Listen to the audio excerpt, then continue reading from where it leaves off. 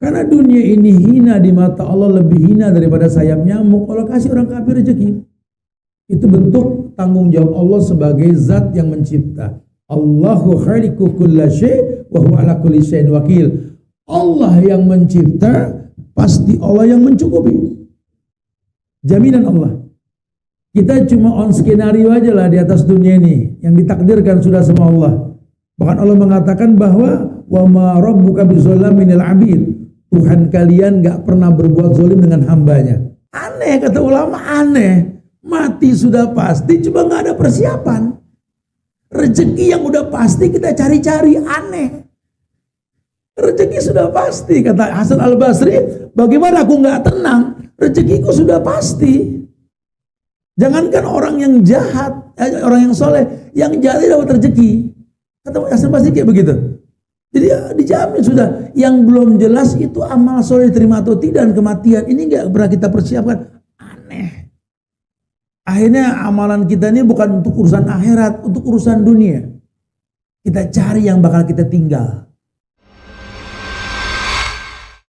Bismillahirrahmanirrahim.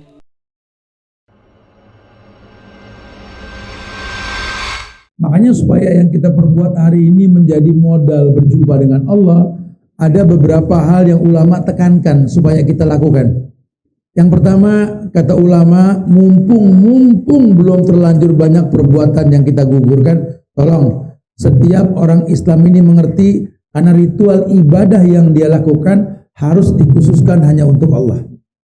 Sejak awal kita kumpul di masjid ini diingetin dulu nih, gak bosan. Tolong jangan sampai kita ini belajar di tempat ini untuk beribadah ke Tuhan yang kita nggak kenal. Ayo dong, semangat dikit lah ya. Masa bertahun-tahun ngaku muslim nggak hafal nama Allah? Kalau ngomong insya Allah, masya Allah, subhanallah, Tuhan hafalin namanya. Bertahun-tahun takbir, ruku, i'tidal, sujud, iftiros, tawaruk, salam, sholat rutin. Kadang duluan dia masih ustadz sholatnya. Tapi kok nggak pernah kenal Tuhan yang dia ibadahi, mau sampai kapan? Resikonya nanti kalau kita nggak ngreget masalah ikhlas ketika beribadah, ujung-ujungnya kita cuma merasa senior dalam hijrah. Ini bahaya ini. Karena banyak belakangan ini nih yang merasa senior nih. Kalau Anda sudah duluan tak tobat, ini baru tak. Terus gitu. Jangan dong, ini bukan masalah baru atau lama ya. Efek taubatnya ada gak gitu. Dengan dia tahu bahwa dia beribadah hanya untuk Allah, dia akan memaksimalkan. Wa mahyaya wa mamati lillah. Pokoknya hidupku matiku hanya untuk Allah. Nanti kalau ada orang kesinggung dengan ibadah yang kulakukan, urusan dialah. Yang penting sama Allah aman gitu loh. Karena kita kalau sudah agama nggak enak sama orang. Ya, udah ada standarnya. Anda ngelihat makmum pada orang-orang baru tobat, Anda sengaja isya 2 rakaat, ya nggak bisa begitu imam, enak aja. Soalnya kalau kita kasih 4 takut futur, ya nggak gitu imam, emang 4. Ya udah kembalikan ke hukum asal gitu loh. Jangan enak nggak enak. Persentase zakat dikurangin karena memang orangnya pada mu'alaf, ya nggak begitu juga gitu loh. Ya, fattaqullaha mastata'tum, bertakwalah semampunya. Itu yang pertama lah, supaya kita ini nggak terkecoh dalam ibadah yang kita khususkan buat Allah ini. Tolong yang ikhlas lah. Ritual ibadah hanya untuk Allah. Nah, disitulah kita tahu bahwa yang namanya ibadah itu kalau pengen tidak hilang di sisi Allah harus memiliki 2 rukun. Ikhlas untuk Allah dan mencontoh Rasulullah sallallahu alaihi wasallam. Pun nanti ketika kita ngomong ikhlas untuk Allah, nyontoh Rasul, pasti ada perdebatan. Nah kalau sudah perdebatan jangan dibawa ke tengah umum. Hari gini banyak nih ya orang memanfaatkan sosial media untuk ngawin-ngawinin perdebatan antar ustadz. Dengan harapan followernya itu makin banyak jumlahnya kalau menang. Agama bukan untuk diperdebatkan. Agama itu penyebab datangnya hidayah yang mesti kita lakukan. Bagaimana kita menjadi rantai kehidupan yang baik buat orang lain. Karena banyak orang berusaha untuk merasa benar, berdebat, maksudnya sih benar ya. dia berjidal, mengklarifikasi tentang kesalahan yang ada. Enggak salah. Cuma kan ada riwayat yang mengatakan bahwa liman tarakal mira wa in kana muhiqqan. Aku menjamin sebuah rumah di surga yang paling bawah, kata Rasul, buat orang yang meninggalkan perdebatan walaupun dia menang. Karena agama bukan buat diperdebatkan. Yang dikhawatirkan nanti kalau kita berdebat menang, terus dia nggak lagi berbuat maksiat karena kita, bukan karena Allah. Ya, bukan nggak boleh, boleh. Cuma yang paling bagus kita menyampaikan dalil, karena makin ikhlas ketika kita menyampaikan, makin gampang hidayah datang. Hidayah itu urusan siapa? Allah. Karena Allah Al-Hadi, Allah yang maha memberikan petunjuk. Kalau kita cuma Abdul Hadi, hamba yang memberikan petunjuk. Ya. Ibu boleh maksa anak sholat, orang tua. Tapi ibu mencontohkan sholat dan dampak sholat lebih baik ketimbang memaksa. Ya, bukan nggak boleh. Siapa yang nggak kesel anak subuh bareng duha? Mana pada gede, pada tua bangka, kan? Subuhnya 7:30. Masya Allah. Saya lagi merhatiin deh, kok janjian sama temennya mau jalan nih, mau gue sepeda, mau touring gitu. Bro, kita janjian habis subuh ya. Jam berapa ya? 7:30. 7:30. Ini apa salah ngomong bagaimana? Subuh 7:30, ini negara mana? Ya enggak lah, kita luruskan lah ya supaya kita ingatkan. Tapi ya mesti kita dakwakan dengan fi'liyah, karena bahasa Nabi itu kan asli nafsa yasluh lakan nafs. Kritisi dirimu, orang lain terkritisi. Tuba liman sagola aibuan uyubinas. Yang beruntung itu orang yang sibuk dengan aib kesalahan diri sendiri, bukan aib orang lain. Ya. Orang tua sibuk meluruskan anak jadi anak yang soleh, atau mungkin nanti anak sabar ngadepin orang tua biar dia soleh. Betul? Ada bayi yang lahir, orang tua bermanfaat buat dia, atau mungkin memang Allah ciptakan dia yang bakal bermanfaat buat orang tuanya. Wallahu a'lam. Itu ada masyiahnya Allah, kehendak Allah. Allah kalau sudah berkehendak kita nggak bisa komplain. Sampai-sampai urusan kiamat aja, kata Nabi, urusan kiamat, kata Rasul ya. Kalau memang dapat info besok pagi kiamat, hari ini sore masih bisa nanam sebiji korma, tanam. Kalau logika kita kan ngapain nanam besok kiamat gitu kan. Lah, karena kan Allah yang menciptakan kiamat, bisa maju bisa mundur. Akidah rapihin loh. Kan nanam korma juga kan bakal tumbuh buah. Bakal tumbuh pohon nanti. Pohon punya daun, tiap daun menghasilkan oksigen. Berapa juta daun yang ada karena kita tanam pohon tersebut. Berapa juta manusia tertolong dengan oksigen tersebut. Alas ya, hidup ini mendatangkan manfaat walaupun mesti menanam sebutir biji buah. Jadi hidup ini memanfaatkan momen. Kita kan nggak tahu nih umur. Ya, bocorannya sih 60-70 kalau nyampe. Kalau enggak ya mau bilang apa. Pokoknya kapanpun Allah panggil kita, yang penting kita punya stok modal buat berjumpa dengan Allah. Karena nih kaki nggak geser di hari kiamat sampai ditanya tentang badan dihabisin buat apa, ya, ilmu disedekahkan buat apa, harta di mana diambilnya, kemana dialokasikannya. Aduh, dunia ini bakal panjang urusan. Sampai-sampai beberapa kali dijelaskan tentang orang kaya yang rajin sedekah dengan orang miskin yang sabar, kan beda surga 40 tahun. Ayo dong. Anak pengen jadi orang kaya, tat, amin. Banyak cabang usaha, amin. Pengen sedekah, bagus. Ya, kalau anak terserah Allah, tat. Kalau emang susah, asal sabar, amin juga.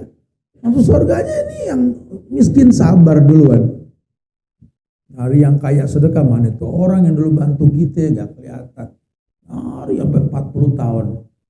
40 tahun berikutnya datang si kaya yang rajin sedekah. Si miskin Nabi, ya Allah kemana aja? Kita nyari gak ketemu-temu situ orang baik, sering nolong kita, kemana? Aduh, pertanyaannya banyak. Usaha dipakai buat apa? Pegawai bagaimana? Cabang usaha gimana? Perputaran uang gimana? Panjang urusannya. Nanya di pinggir lubang lagi. Lubang neraka. Makanya lama. Tapi bisa jawab kan? Ya alhamdulillah, makanya nyampe juga nih kemari. Situ cepet amat masuk. Ya kita apa yang ditanya? Orang susah. Makanya habis pengajian tinggal pilih deh mau yang mana tuh.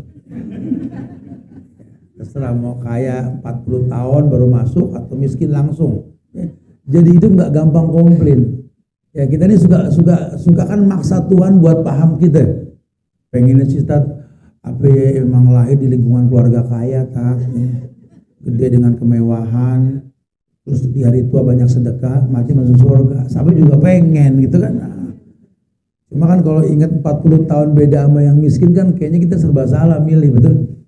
Ya, kembali ke Allah, terserah Allah. Mau kaya, mau miskin, urusan Allah, yang penting syukur atau sabar. Tapi intinya, si kaya dan si miskin ini jangan sampai berbuat sesuatu tanpa mencontoh Rasul. Nabi nggak miskin, nggak ada Nabi yang miskin. Cuma qasdu, pola hidupnya sederhana. Kalau dibilang Nabi miskin ya orang nggak ngerti nih berarti yang ngomong nih. Orang kafir aja dapat rezeki, apalagi orang soleh kayak Nabi, bohong nggak dapat kan gitu ya. Nah, jadi kalau dibilang identik tadi, kenapa dunia ini kayaknya nggak berpihak sama orang Islam yang baik agamanya ya? Yang kita lihat yang kaya tuh orang kafir semua. Udah dibilang kalau ini dunia seharga sayap nyamuk, sayap nyamuk aja deh. Allah nggak bakal kasih itu rezeki sama orang kafir. Karena dunia ini hina di mata Allah, lebih hina daripada sayap nyamuk. Allah kasih orang kafir rezeki. Itu bentuk tanggung jawab Allah sebagai zat yang mencipta. Allahu khaliqu kulla syai' wa huwa ala kulli syai'in wakil. Allah yang mencipta, pasti Allah yang mencukupi. Jaminan Allah. Kita cuma on skenario aja lah di atas dunia ini. Yang ditakdirkan sudah sama Allah. Bahkan Allah mengatakan bahwa wa ma rabbuka bizallamin lil 'abid. Tuhan kalian gak pernah berbuat zalim dengan hambanya. Innallaha la yazlimun nasa syai'an. Allah gak pernah berbuat zalim kepada manusia. Inni haramtu zulma 'ala nafsi, dan aku mengharamkan kezaliman terjadi, kata Allah. Jadi ujian akan silih berganti, tumpang tindih, beragam warna itu ujian. Tapi ingat, la yukallifullahu nafsan illa wus'aha. Yang diuji sama pasangan, Nabi diuji.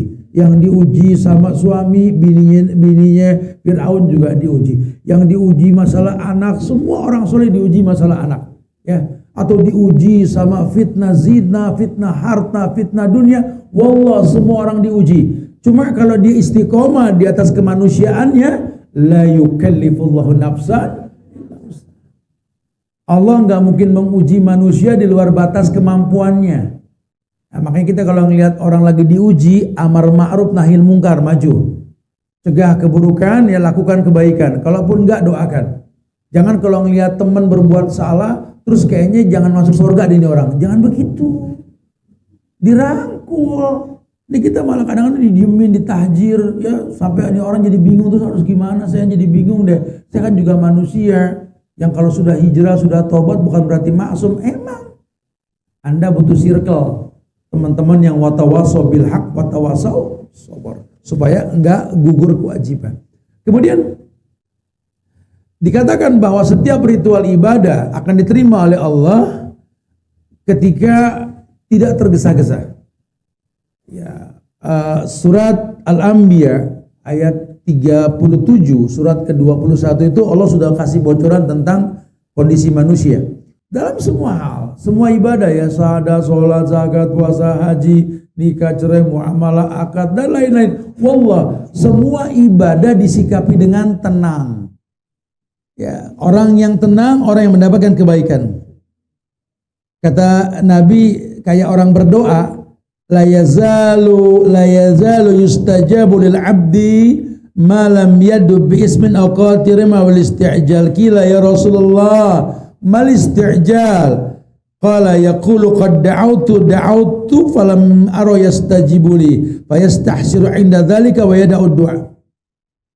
Kayak Nabi bilang begini, akan selalu dijawab doa hamba kepada Tuhannya selama dia tidak berdoa untuk dosa maksiat, dia tidak berdoa untuk mutus silaturahmi, dan dia tidak berdoa dengan tergesa-gesa. Maksudnya apa? Ya yaqulul abdu qad da'utu walam ara yastajibu li. Dia berdoa, cuma dia nuntut Tuhan suruh cepat jawab. Ya Allah, ini udah yang ketiga ya Allah nanya. Ya Allah, udah hari apa nih ya Allah? Kalau bisa di minggu 5 juta aja deh itu. Jadi ngatur Tuhan. Oh ya Allah, Kalau bulan ini aku nggak bisa nutup utang, mati aku ya Allah. Kata Allah, apa gue yang mati, gue yang hidupin. Ya kadang-kadang kita tuh nggak sadar kalau yang kita minta itu nggak layak diminta gitu loh. Ya Allah Ustaz, Anda tuh nggak kuat ujian, aku tuh pasangan hidupku Ustaz. Ya Allah Ustaz, aku tuh minta sama Allah, minta untuk diputuskan dan digantikan dengan yang lebih baik. Ya Anda nggak kuat Ustaz.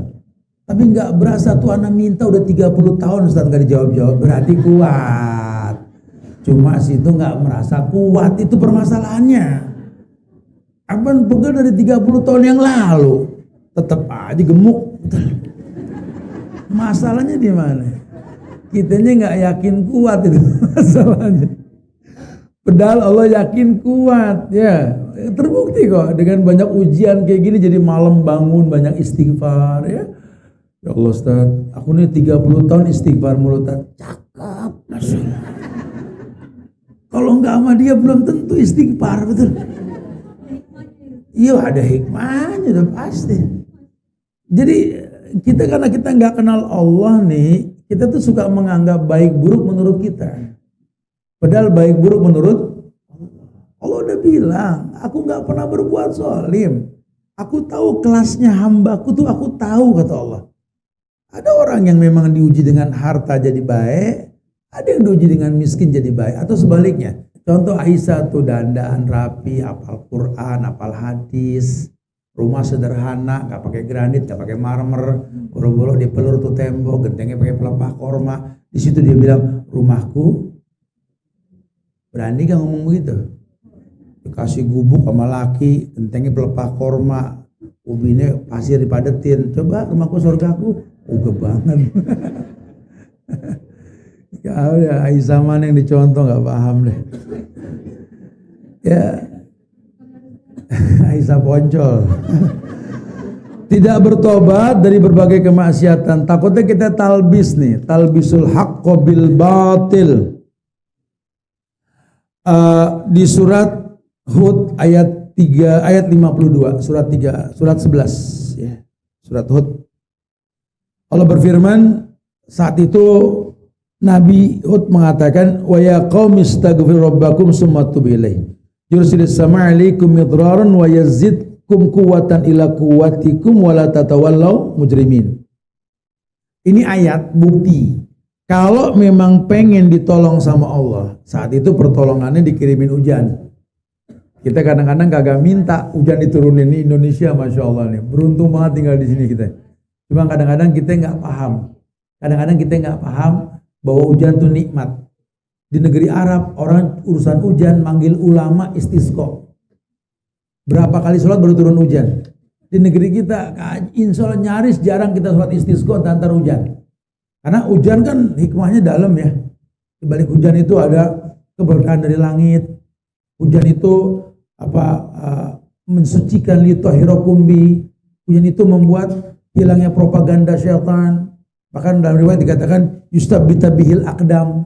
Kalau di rumah punya taman kecil di dalam, hujan air masuk, mandi hujan deh, yang sering sakit lutut apa insya Allah, karena ada dalil yang mengatakan yustabbita bihil aqdam, membuat makin kuat kaki dengan air hujan. Ada dalil kayak begitu gitu loh. Jadi malis. Allah, nikmat Allah mana yang mesti kita dustai ini?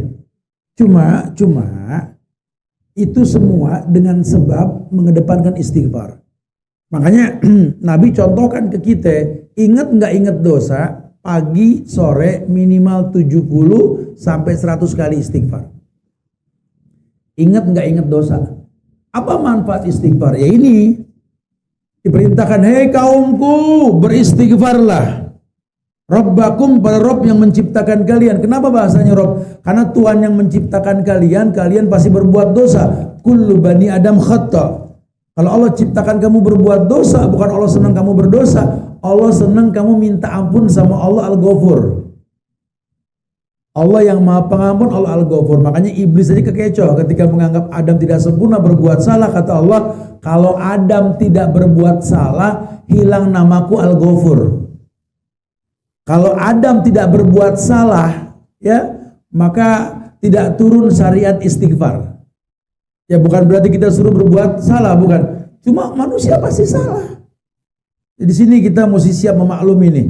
Kita nikah sama manusia, berhubungan dengan manusia, punya anak manusia, tetangga manusia, mantu mertua manusia, orang tua manusia. Wallah, kullu bani Adam khata. Setiap anak Adam pasti berbuat dosa. Wa khairul khatta'in at-tawwabun. Wa khairul khatta'in at-tawwabun. Dan sebaik-baik orang yang salah yang mau bertobat gitulah. Perintahnya gitu. Yursilis sama alaikum yadran, nikmat yang diberikan hujan turun. Kemudian wa yazidkum quwatan ila quwatikum. Allah berikan kepada kalian kekuatan di atas kekuatan. Jadi ternyata kalau kita istighfar, tidak mentalbis antara kebaikan dengan keburukan, Allah berikan kekuatan. Kenapa kita sering lihat malah orang tua yang menuhin masjid? Subuh kita sholat berjamaah, ngadep makmum, waduh ini yang kalau kena angin pada bebunya kerakak, krekek gitu. Ini yang muda mana nih, yang dikit-dikit ngomong gym tat, olahraga tat, makan siang tat, dia subuh bangun, bawel ya. Wow, bukan main kalau pakai baju ketat sampai nunjuk nggak pernah lurus. Temen lu mana? Oh di sana no. Oh no, sono. Ada sayap bisa nunjuk kata kita. Aduh, badan keker, yang digandeng keker juga. Hah, subhanallah. Heran sih mah, heran sama begini-beginian, heran gitu loh. Ya, wah, jadi kadang-kadang kita lupa. Nih peruntukan hidup kita ini sebenarnya buat apa gitu loh. Ya, kita ini cuma mata rantai kehidupan orang lain. Ya hidup sehat penting, harus. Bahkan Nabi pun pola hidupnya menyehatkan. Tapi kan masa muda Nabi dan sahabat memang mereka gulat, mereka memanah berkuda. Di hari tuanya kenceng ibadah. Sampai diriwayatkan bahwa sholatnya Nabi, kalau Nabi ruku selama dirinya Nabi. Nabi sujud selama dirinya Nabi. Nabi adil dalam gerakan. Itu kan gerakan namanya. Kita Nabi sholat baca Al-Baqarah, rakaat pertama, kebayang deh tuh ya. 2 juz lebih itu. Bayang tuh. Nanti ruku selama itu. Sujud juga sama, kan kayak orang olahraga di hari tuanya gitu. Kenapa? Karena memang kalau orang tua udah nggak kayak anak muda yang masih bisa lompat-lompat. Tetap mesti ada gerakan tapi nggak seperti gerakan anak muda. Dan ternyata gerakan anak muda yang orang tua udah nggak sanggup, kebalikannya. Gerakan orang tua yang anak banyak nggak sanggup. Kebukti kok orang tua kuat baca panjang. Ketika jadi makmum sesudes misalkan di haram nanti ini Ramadan. Anak muda, Masya Allah, nunggu ujung ayat baru takbir Allahu Akbar. Atau nunggu ruku, alasannya apa? Dapat 1 rakaat. Ya, banyak yang kayak begitu tuh. Kok beda Ustaz? Ya karena agama butuh pelatihan. Agama butuh pelatihan. Agama ini kan kebiasaan. Kalau dibiasakan jadi ringan. Orang biasa ngaji enteng. Kalau nggak biasa ngelihat Quran pegel, ya Allah kapan habis ya begitu. Tapi kalau biasa ngaji nggak ngelihat tebel tipis ya mati yang dia tahu baca, nggak berasa sudah mau habis. Karena biar bagaimana kan Quran mau tebal mau tipis kan 30 juz. Berapapun jumlah ayat dalam 1 juz, tapi kan 1 juz itu kan kalau Quran Arab itu kan 20 lembar. Betul?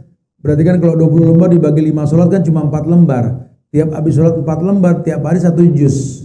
Tiap bulan bisa hatam, kalau dia mau bisa, bukan enggak? Atau jeda sholat yang panjang antara subuh dengan zuhur. Kalau 1 jam kayak maghrib dengan isya mungkin 1 juz. Kalau subuh dengan zuhur bisa 4-5 juz. Tidak sedikit orang bisa hatam Quran per pekan. Bisa. Allah bisa karena biasa. Ya, kalau kita nggak biasa kan kadang-kadang kita jadi nggak sempet ngaji. Begini aja nih kalau nggak disempetin berat loh. Tapi kalau udah dibiasakan satu waktu hilang kayak yang hilang. Karena manusia ini butuh adaptasi dan memang kebiasaan seperti itu. Ya, Masya Allah. Taib. Kemudian dijelaskan pula bahwa ternyata ada beberapa hal yang ulama tekankan kepada kita. Kenapa kita ini suka sekali mengkolaborasikan keburukan dengan kebaikan? Ada doa yang dibaca oleh Abdullah bin Mas'ud ketika beliau menjelaskan khaifun mustajirun taibun mustaghfirun ragibun rahim. Kata Abdullah bin Mas'ud begini, beliau mengatakan, ya Allah, jadikanlah aku orang yang takut dan selalu mencari pahala, bertobat, memohon ampun, senang dan takut kepadamu ya Allah. Ini sahabat Abdullah bin Mas'ud, sahabat Nabi yang dimuliakan dengan keilmuannya, ya. Karena salah satu ulama di zaman sahabat ya beliau Abdullah bin Mas'ud ini. Masya Allah, orang soleh di zaman beliau, orang soleh ini. Dia mengatakan khaifun mustajir, taibun mustaghfir, raghibun rahib. Ya Allah, jadikanlah aku ini orang yang takut dan selalu mencari pahala. Innama yakhshallahu min ibadihil ulama. Karena orang yang paling takut dengan Allah itu ulama. Minta sama Allah, jadikan aku ini orang yang paling takut sama Engkau ya Allah. Ya Allah, jadikanlah aku ini orang yang selalu mencari pahala, bertobat, mohon ampun dan takut kepadamu. Nah, kebalikannya banyak orang yang mungkin tidak mampu untuk itu. Penyebabnya apa? Ulama menjelaskan. Ternyata ada beberapa sebab. Maka ketika orang berbuat salah, astagfirullah ya Allah, ya Allah, astagfirullah ya Allah, astagfirullah, nggak kecatat itu. Yang bahaya ini kalau berbuat dosa mesem. Untung nggak ada yang lihat. Nah ini nih.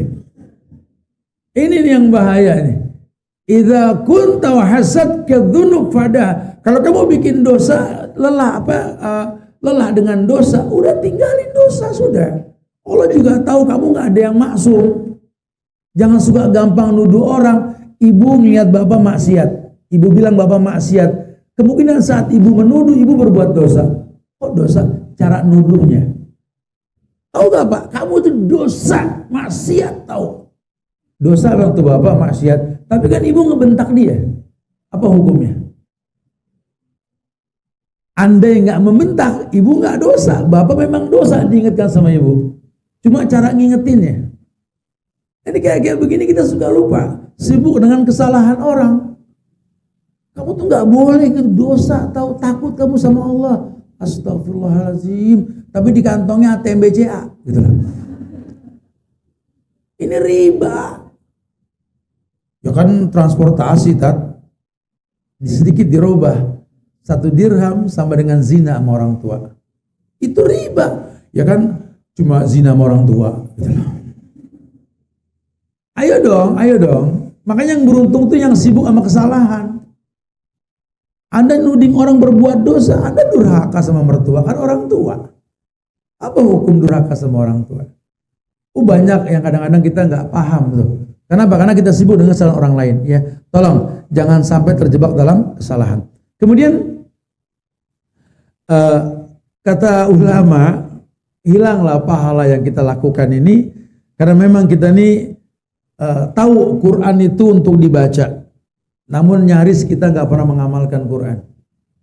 Padahal Allah jadikan Quran sebagai hudan, petunjuk. Dunia ini tanpa petunjuk tersesat kita. Ya, ada ayat yang mengatakan Allah mengatakan ya ayyuhalladzina amanu tubu ilallah. Orang yang beriman bertobatlah kepada Allah. Allah mengatakan orang yang bertobat ini akan diberikan 2 kemuliaan. Yu'tikum kiflain min rahmatih wa yaj'alakum nuran tamshuna bi wa yaghfir lakum. Dengan kamu bertobat, Allah berikan 2 kemuliaan. Apa kemuliaan yang pertama? Allah berikan 2 cahaya dan ampunan.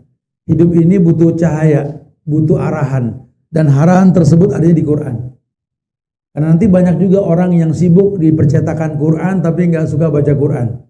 Ada yang sibuk sedekah Quran cuma nggak bisa ngaji. Padahal kalau awal nggak bisa terus belajar boleh-boleh aja. Ya, bahkan kadang-kadang ada orang yang nggak punya Quran malah jadi penghafal Quran, banyak. Ya, Allah Qurannya Quran dulu yang udah lecek. Tapi si pemiliknya penghafal Quran. Sekarang banyak Quran yang dimiliki oleh satu orang. Satu orang bisa punya sekian Quran. Yang dibuka lain, yang diplastikin lain, yang baru datang dari orang lain. Cuma nggak ngefek itu Quran sama sekali itu. Dia punya Quran, dia tahu baca Quran, tapi dia nggak mengamalkan. Aduh, rugi. Wa kullan naqussu 'alaika min ambai rasul manusabbita bihi fuadak. Di Quran itu banyak cerita orang-orang dulu, para nabi dan rasul, untuk memantapkan hati kamu kalau kamu pelajari. Ternyata yang kau rasa derita pada hari ini, orang dulu juga pernah merasakan. Dan Allah sama katanya dengan 14 sahabat yang lalu, la yukallifullahu nafsan illa wus'aha. Allah tidak uji manusia di luar batas kemampuan. Yang ketiga, banyak orang mengaku cinta Rasul. Bahkan nggak tanggung-tanggung ngaku turunan Rasul. Betul? Di negeri kita ini kan Masya Allah, ya semoga betul lah. Mereka turunan Rasul dan Allah jaga keturunan Rasul. Karena kita bersolawat buat mereka. Allahumma sholli ala Muhammad wa ala ali Muhammad. Kita muliakan turunan Rasul. Tapi kalau cuma ngaku turunan Rasul, maaf, kita bela Rasul. Rasul ini lahir di Mekah, gede di Mekah, nikah di Mekah, pindah ke Madinah, meninggal di Madinah. Ngapain turunannya di Indonesia banyak? Saya takutnya nih kita cinta sama turunan Rasul. Wallah, sahabat Abdullah bin Mas'ud, ya, ketika beliau di atas kuda, kata sahabat Ibnu Abbas, diambil tali kekang kudanya. Kata sahabat Abdullah bin Mas'ud, janganlah, kami dididik untuk memuliakan ulama. Jadi dipegang tali kekangnya Abdullah bin Mas'ud, karena dia ulama di zaman sahabat. Ini Abdullah bin Abbas kan anaknya Abbas, keluarga Rasul, betul? Kata Abdullah bin Mas'ud, tenang, gini, mana tanganmu? Kasih tangannya, dicium. Ditarik sama Abdullah bin Abbas. Kenapa kau nyium tangan kita? Ente kan ulama. Beginilah kami cara dididik untuk memuliakan Ahlul Bait. Sahabat juga begitu dulu. Kalau betul kita bela keluarga Rasul, kita bela orang yang cinta sama Rasul. Tapi kalau pada akhirnya keluarga Rasul ngajarin perbuatan syirik dan bid'ah, oh kita nggak terima. Nggak boleh ada yang ngerusak keluarga Rasul. Nggak boleh ada yang menghina turunan Rasul. Karena kita dididik untuk apa? Allahumma sholli ala Muhammad wa ala ali Muhammad. Ya, kita mesti paham nih, karena belakangan ini banyak tipu daya nih. Sampai ada yang benci sama orang yang mengatasnamakan keluarga Rasul. Nggak boleh lagi, ya. Atau berlebihan, ya, klarifikasi dulu supaya kita tahu agama ini ghulu dan taksir, dikhiasi dengan berlebihan atau dikurang-kurangi. Nah, di yang ketiga ini banyak orang mengaku mencintai Rasul, ya, tapi meninggalkan sunnah. Kita berbuat bid'ah, kayak yang sunnah udah selesai semua kita kerjain. Wallah, sunnah belum semua kita kerjain, ngapain ngiklanin bid'ah? Sementara nabinya mengatakan kullu bid'ah dolalah, setiap bid'ah itu sesat. Ayo dong, jangan cuma nyontoh Rasul, cuma menghina sunnah Rasul. Agama bukan buat orang lain, buat diri kita. Ku anfusakum wa ahlikum. Yang keempat lebih fatal lagi nih. Kita diingetin, amalan kita bisa batal, hilang pahala. Kenapa? Kita ini mengaku musuh Rasul, musuhnya setan. Namun justru kita menjadi pengikut setan. Kita ini benci sama setan, wallah benci kita. Cuma banyak perbuatan kita ini syaitaniyah. Malah yang kita benci yang kita ikuti. Ritual-ritual syaitaniyahnya kita, inna lillahi wa inna ilaihi rajiun. Hari gini banyak orang-orang yang beragama Nasrani mulai pada pindah ke Islam ketika mengaku bahwa ternyata memang mereka sendiri sampai sekarang ini bingung. Ini Nabi Isa kan lahir di Palestina, betul? Bahkan dalam kitab-kitab mereka juga tahu, Quran juga menjelaskan ibunya Isa itu Maryam diperintahkan menggoyang-goyang pohon korma, betul? Saking perempuan kalau lahir itu tenaganya lebih, sakitnya di atas sakit itu. Pohon korma pun bisa digoyang sama dia.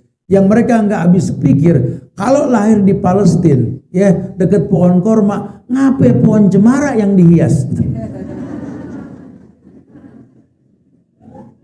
Bingung mereka. Ini ngapa pohon cemara gitu loh?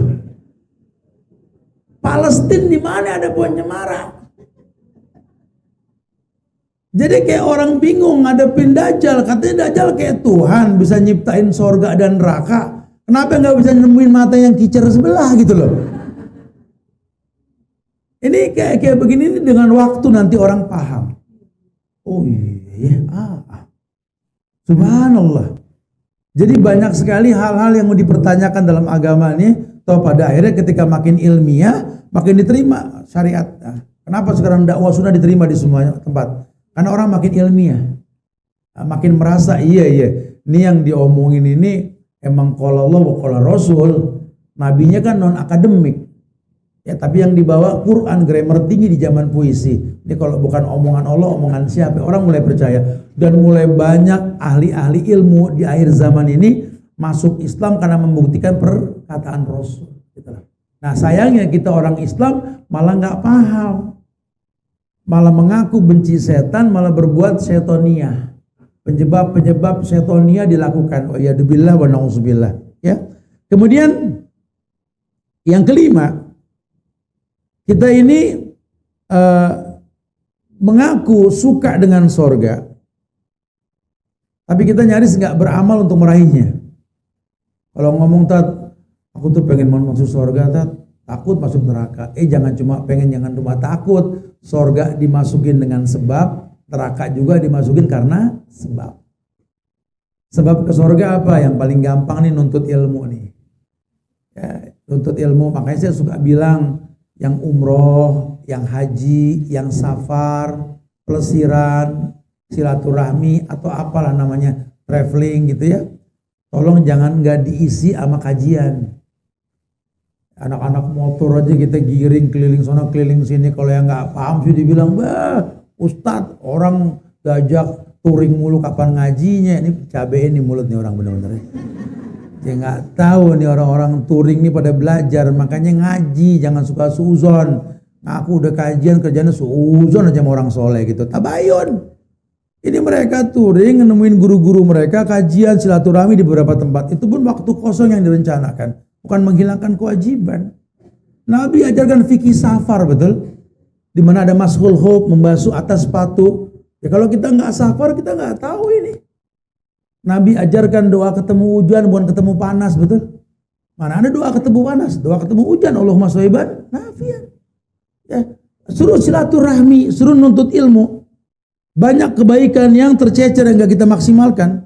Raih, silakan. Anda yang senang lari, senang goes sepeda, atau senang jalan cepat, malis. Yang bikin sehat bukan gerakannya, tapi lebih pada silaturahminya. Orang yang pengen disehatkan badannya, dipanjangkan umurnya, dibanyakan rezekinya apa? Sambung tali silaturahmi, bukan angkat barbel. Salah. Ya, itu fisik sehat, batin belum tentu. Ayo kita olahraga, sekalian teman-teman udah lama nih nggak nge-gym, udah lama nih nggak olahraga, lurusin niat. Karena kalau semua dari Allah namanya al-maunah. Al-maunah itu diberikan buat orang yang ista'inu bis-sabri was-shalah. Rapi sabar, rapi sholat. Kalau nggak rapi sabar, nggak rapi sholat, ya cuma sekedar physically saja. Atau terbukti banyak orang yang sehat, orang tua sampinggang nggak bisa ketemu. Padahal sehat. Tapi nemuin orang tua nggak bisa. Padahal sehat. Duduk di kajian 5 menit ngantuk. Artinya sehat. Jadi kadang-kadang ini aneh. Sehat menurut kita. Kalau menurut Allah ya nggak seperti itu. Yang keenam. Lucunya. Kita nih sampai menelantarkan pahala amal kita. Kita selalu bilang takut sama neraka. Tapi acap kali kita nggak takut nggak ninggalin dosa. Takut sama neraka, tapi semua perbuatan dosa dianggap biasa. Dulu zaman Nabi, kata sahabat, ya, kami ini ngelihat dosa yang seperti sehelai rambut, ya, tapi nanti ada satu masa, kata Nabi, di akhir zaman orang berbuat dosa, ya, seukuran Jabal Uhud di mata mereka seperti lalat di ujung hidung yang diusap pun hilang begitu saja. Gampang. Zaman dulu orang apa datang ke Nabi minta dihukum karena kebayang dosa. Mahaka fi nafsik wa karihta ayataliha alaihin nas. Karena hukum asal dosa, kata Nabi, yang membuat dadamu ini sesak. Wa karihta ayataliha alaihin nas. dan kamu benci kalau orang lain tahu. Itu hukum asal dosa itu. Mahaka fi nafsik wa karihta ayatulliha 'alan nas. Tapi nanti satu masa akan ada orang yang berbuat dosa bak gunung Uhud di hadapan mereka kayak lalat di ujung hidung. Ringan sekali dosa. Ya kita pasti berbuat dosa, nggak mungkin kita maksum juga kali. Anu udah taubat udah setahun nih tat nggak bikin dosa. Dari mana nggak bikin dosa udah setahun? Ya, kita ngaji sekarang pulang bisa berdosa kita gara-gara sendal ketukar. Gara-gara parkiran ini nggak bisa keluar nih, mana yang punya mobil nggak tahu di mana betul, dan gerutu kita. Ada ngegibah, orang ngajar nih orang. Kelewatan nih orang. Bener tuh orang kelewatan nyari mobil gak ketemu-temu, kelewatan mulu. Ada yang terzolimi. Ya, manusia pasti bikin dosa, nggak ada yang nggak bikin dosa. Ya, Allah nggak ada yang nggak bikin dosa. Makanya suruh banyak-banyak istighfar. Ya kita takut, nggak pengen masuk neraka. Cuma kenapa kita nggak tinggalin dosa? Kenapa? Ya, kenapa? Harusnya kita tinggalkan muhasabah diri kita. Yang ketujuh, kalian kata ulama ini, ya udah tahu kematian itu pasti, tapi nggak pernah menyiapkan untuk kematian. Ya Allah jamaah, coba sekali-kali kita merenung deh. Kalau entar sore ini habis asar kita mati, mungkin nggak? Mungkin nggak?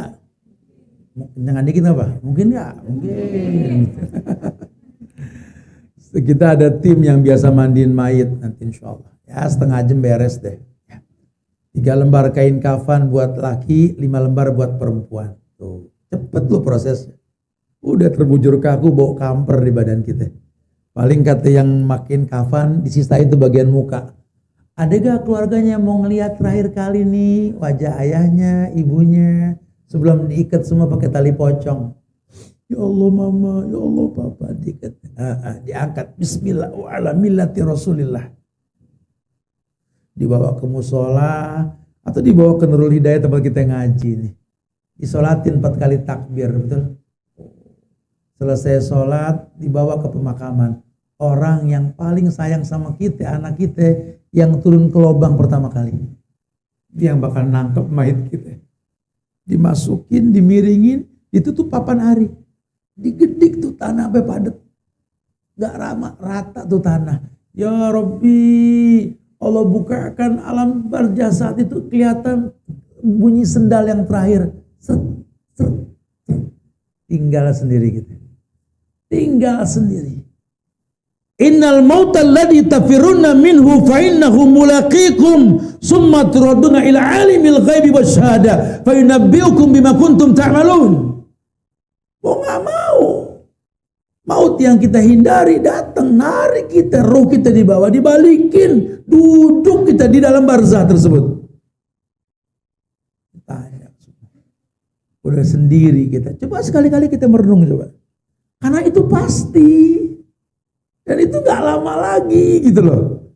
Aneh kata ulama, aneh. Mati sudah pasti, cuma gak ada persiapan. Rezeki yang udah pasti kita cari-cari, aneh. Rezeki sudah pasti, kata Hasan Al-Basri. Bagaimana aku gak tenang? Rezekiku sudah pasti. Jangankan orang yang jahat, orang yang soleh, yang jahat dapat rezeki. Kata Hasan Al-Basri kayak begitu. Jadi dijamin sudah. Yang belum jelas itu amal soleh diterima atau tidak, dan kematian ini nggak pernah kita persiapkan. Aneh. Akhirnya amalan kita ini bukan untuk urusan akhirat, untuk urusan dunia. Kita cari yang bakal kita tinggal. Nggak cukup takziah kemarin itu. Orang kaya nggak ada yang dibawa, orang miskin apalagi lihat. Ya, jadi betul-betul takut dengan tahu kematian pasti, cuma nggak dipersiapkan. Kemudian yang ke-8, kalian sibuk dengan aib saudara kalian, tapi lupa aib sendiri. Senengnya nyari salah orang. Ibu ngecek dosa bapak, ibu nggak tanggung dosa. Ibu temuin di handphone bapak 1000 maksiat, ibu nggak, wallah nggak tanggung dosa bu. Nggak tanggung dosa. Kebalikannya bapak ada satu dosa yang dia perbuat, kita yang tanggung. Ini permasalahannya bukan menjadi hakim buat agama orang lain. Lihat hukum sebab akibat. Dia salah, cuma kan ada penyebab kenapa dia berbuat salah gitu loh. Harusnya kan darul mafasid, mencegah. Ada hukum sebab akibat, ada. Kita cuma mata rantai kehidupan orang lain. Ayo dong, kita ini orang yang subhanallah sibuk dengan aib orang, nggak sibuk dengan aib diri sendiri. Yang beruntung itu kata Nabi, tuba liman sagola aibu anu yubin nas. Yang beruntung itu orang yang sibuk dengan aib diri sendiri ketimbang aib orang lain. Sibuk dengan sosial media, cari salah orang. Ya ilahi Rabbi, kenapa kita nggak berpikir menutup kesalahan orang? Man satara mu'minan satara yaumal qiyamah. Orang yang nutup kesalahan orang beriman, Allah tutup di akhirat nanti kesalahan dia. Ketika terbuka, tersingkap semua masalah di akhirat nanti. Sampai orang munafik pun diletakkan bendera di bokongnya. Sambil dikatakan, hadhihi ghadratu fulan. Ini tanda kemunafikan. Yang selama ini nggak pernah ketangkap sama pengadilan. Ini dia orangnya. Seluruh orang lihat di padang mahsyar saat itu. Bahkan koruptor-koruptor yang nggak ketangkap di dunia, Allah bangkitkan kepalanya kepala tikus badan manusia. Karena makan harta orang. Penguasa-penguasa zolim yang hukum tajam ke bawah muncul ke atas, bangkit punya kepala harimau nanti. Ada kepala ular, ada kepala babi yang menghalalkan semua makanan di dunia. Nggak ada yang halal, haram, semuanya halal. Ini orang kayak begitu. Macam-macam nanti orang di padang mahsyar. Itu bukti apa yang dia perbuat di dunia. Kemudian yang lainnya yakni kamu tahu, kamu tuh makan nikmat Allah, tapi kamu kenapa nggak bersyukur? Padahal kamu cuma ketitipan, orang kebagian karena kamu izin Allah. Kamu nggak punya kemampuan umat tasawuf illa Allah rabbul alamin. Ya, kamu tahu itu nikmat dari Allah, tapi kenapa nggak bersyukur? Harusnya kan alhamdulillah izin Allah banyak yang kebagiannya melalui anak mereka. Alhamdulillah. Jangan menuhankan diri. Oh kalau nggak ada aneh sih berantakan Ustaz. Aduh. Ya untung ada anak tadi jadi stabil. Siapa ente? Sok bleker. Bahaya sekali kita menuhankan diri padahal kita mampu karena Allah. Dan yang terakhir ini ya Allah ya, kita orang yang sering membantu menguburkan mayit tapi kita nggak ambil pelajaran dari kematian tersebut. Padahal kata Umar Ibn Al-Khattab, sekarang Umar memakamkan, besok Umar yang dimakamkan. Kita cuma ngantri masuk lubang ini ya, dan kita nggak pernah tahu kapan, cuma kita yakin kematian masih mendekati kita. Maka persiapkan semaksimal mungkin supaya nggak terjebak dalam kesalahan. Sisanya kata ulama, tolong jangan sampai batal amal soleh kita cuma karena apa? Makanan, minuman, pakaian dari hasil uang yang haram. Ya, karena Allah nggak terima sesuatu yang buruk untuk sesuatu yang baik. Allah baik, cuma nerima yang